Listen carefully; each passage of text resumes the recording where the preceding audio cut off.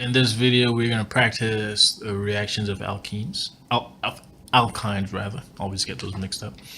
So let's look at the first example. So what if we had this molecule,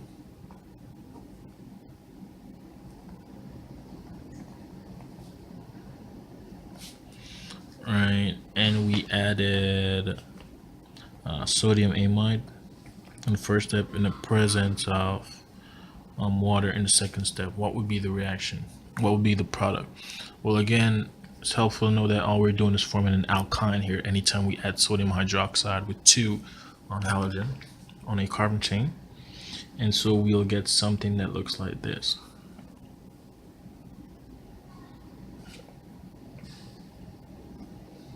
All right, we get a carbon-carbon triple bond. It looks like this with a hydrogen at the end. Now you want to make sure your carbon-carbon triple bond is lined up in 180 degrees. And so I probably would redraw it as such. I would probably redraw it as such. All right, so this will be the observed product. Now what if you had this molecule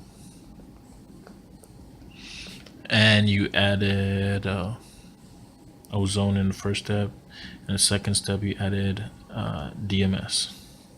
All right, what will be the product? Well, again, it's helpful to know that we're dealing with a terminal alkyne here. So anytime we add ozonolysis, we cleave the carbon-carbon triple bond and we get a carboxylic acid and CO2. So you could imagine I'm just going to redraw this in a certain way where we get something that looks like this. We'll get a carboxylic acid group. All right, we get a carboxylic acid group plus CO2. All right, and these will be the observed product for that one. How about this one? All right, what if we added H2 and Lin-Lards cat, right? A poison catalyst. What would be the product? Well, it is helpful that this will give us the cis alkene, right? So you could imagine carbon 1, 2, all right, carbon 2, yeah, that double bond. This will give you the cis alkene, all right? And so you'll get something that looks like this. This will give you the cis alkene. So this would be the observed product for this. All right, and this count carbons 1, 2, 3, 4, 5. We have 5 carbons over 1, 2, 3, 4, 5. All right, so that will be the observed product for that one. How about this one? What if we were given a molecule like this? All right, and we reacted this with sodium in its natural form and ammonium, liquid ammonia. All right, what would be the observed product? Well, again, this will give us the transalkene now. So now we're looking at something that looks like this.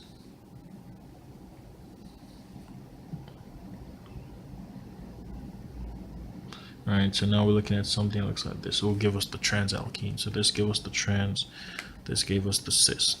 All right, so very important. How about this one? What if we take this molecule to this molecule and added Cl2 excess, right? What will happen? Well, again, when it comes on to the reactions of alkynes, right, we got to add excess of the halogen in order to kind of reduce that triple bond to a single bond, and this will be the observed product with 4 halogens being on either side. Well, 2 halogens being on either side of the carbon-carbon triple bond. All right, how about this one? What if we took this molecule and added ozone and DMS? Right, what will happen? Well, this is an internal alkyne, so you should get 2 carboxylic acid for this one. And you could pause the video and kind of go through these reactions yourself. You should get 2 carboxylic acids, right? So you get an OH there, right? and there goes a methyl group, plus the same thing on the other side, right? And there goes a methyl group. So you should get 2 carboxylic acids, right? What if you took this one, however, and added ozone and DMS? Right, now you're going to get CO2 again as a product with a carboxylic acid, right? So you're going to get the same thing. But because it's terminal now, we're looking at CO2. Right? How about this one? What if we took this molecule and added BH3 and THF in the presence of sodium hydroxide and hydrogen peroxide? What will be the product? Well, again, and it's helpful, we could draw the intermediate here. We know we're going to get an enol, right? So we're forming water. Water is going to go on the least substituted part of the alkyne bond. All right, so now we're looking at something like this, where the OH group will now be closer to the hydrogen because that's less substituted, right? And this will be your enol, right? And now the actual product is what we call tautomers, right? So it turns out that to form an alcohol beside that carbon-carbon double bond is much more stable when the carbon-carbon double bond is actually on the oxygen. So these electrons, so this proton comes and kind of rotate around that carbon, and this double bond flips up, right? So the actual product you get is something that looks like this, right? You get an aldehyde. Now, how about this one? What if we took the same molecule and added mercury acetate,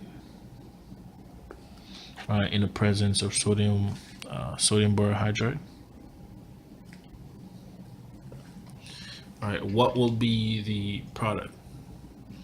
Well, again, drawing the intermediate, we know the intermediate looks something like this now, right, with the alcohol being on the more substituted part of the carbon. All right, and again, this is what we call an enol, but again, this rapidly tautomerizes, and these electrons come down here. This kind of floats up there, right, and we get something that looks like this. All right, now we get a ketone, and maybe I should just join these hydrogens just for clarification purposes. And now we get this ketone here.